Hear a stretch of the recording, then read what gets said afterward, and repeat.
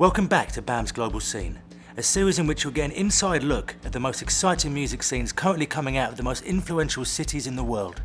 Right now, our attention's firmly fixed on London and all it's got to offer. The UK has always been a big exporter of modern sounds. That's a given. From 60s Mersey beat to garage to prog rock, we've never been short on ideas. But London as a city is becoming ever more important for musical creativity. People around the world may be taking notice, but how exactly does good music spread? I love the energy in London, period. And it's translated beautifully into the music scene. And I'm excited about what's going to happen over the next few years because people are starting to support the London music scene on a larger scale than prior. I think London's really exciting right now just because there are so many different kinds of clubs everywhere and there's so much to do all the time.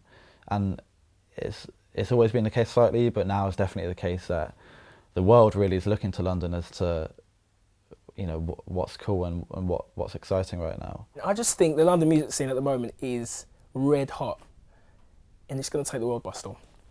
It's such a fresh and refreshing place because it's not just one nation living here, it's many different nations and each nation has different sound. They all come together and who knows what's going to come out. So from that point of view, London has been really diverse and generally giving to the rest of the world always new stuff.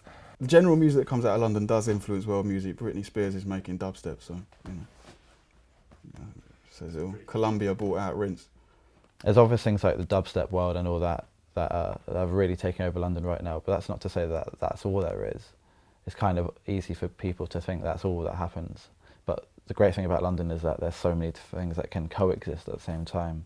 Whereas it's an international city and everybody's interested in what's going to be recognised all over the world, quite a lot of the music is actually quite local for Londoners who go to the London shows, and probably, like, you know, a lot of people from around the world will never hear of some of these London bands. And I think it's important that you document and, you know, release and basically have outlets for these artists as well.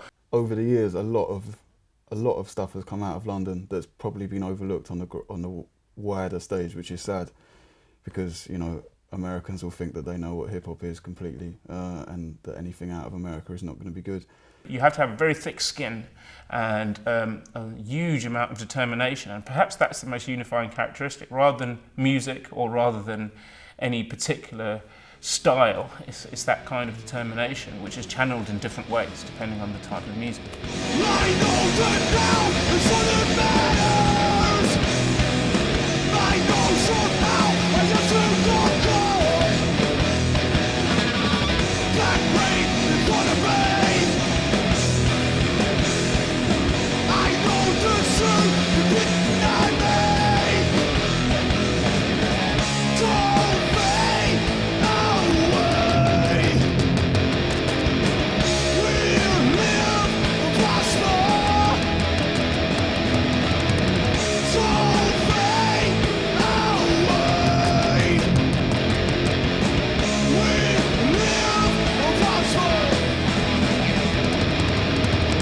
A good record, regardless of the genre, is always a trendsetter.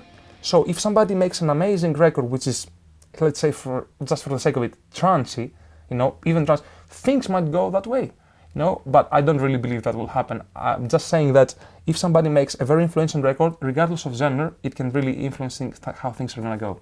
You can't not starting a new fad on the underground, you know, a new scene. It's a good look. If any that don't know what I'm talking about, you have one thing, a guy comes along and does a tune that stands out completely different. Everybody copies, now you have a new style. You understand what I'm talking about? DJ Crystal done it with Jungle, turned it from Jungle to drum and bass. DJ Crystal and Alex Reese, I think Alex Reese was the one.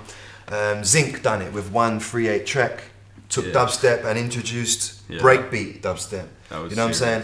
And we did it with two-step garage. We took a bit of drum and bass lines, we put it in the two-step garage and introduced two-step, or whatever, many names they've had for it. Hard step, two-step, I don't know. Tech step.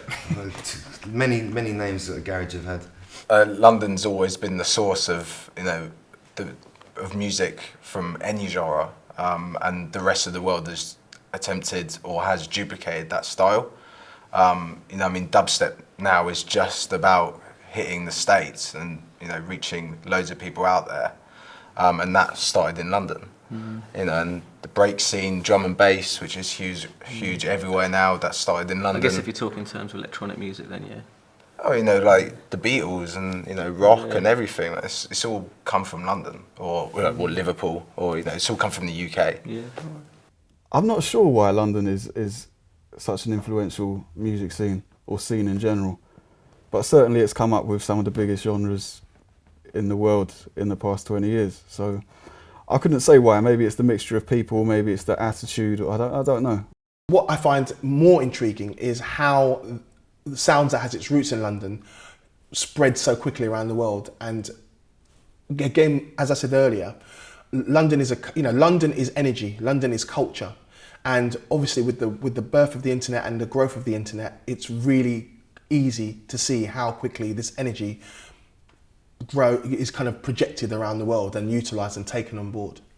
At the end of the day, London's kind of the place to be if you want to have any kind of chance of, you know, making a music career for yourself. Especially if you've got an obscure music taste. Yeah. I mean, I think staying in this city is, you know, kind of the only solution, really. And no matter how obscure your musical taste, you're guaranteed to find something that appeals in London.